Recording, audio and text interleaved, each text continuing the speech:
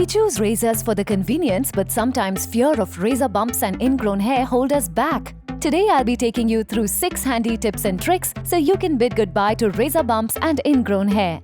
Number 1 reason for bumps is dry skin. Always go for your hair removal regime during a shower so that your skin is moist and hydrated during the process. Accumulation of dead skin cells blocks the hair that is trying to grow back, leading to ingrown hairs.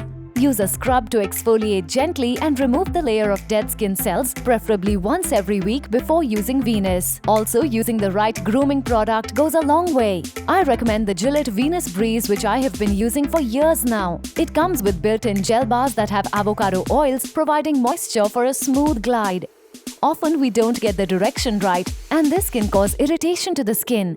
Glide your Venus Breeze gently in the direction opposite to the hair growth. Finish your routine by applying your favorite moisturizer. This will soothe and soften your skin. Lastly, it is important to replace your refills if they have turned dull. I use Venus once a week and I generally replace my refills every 2 to 3 months. Do let me know your questions in the comment section below and I'll try my best to answer them for you. Enjoyed this video? Watch our next videos on hair removal at home.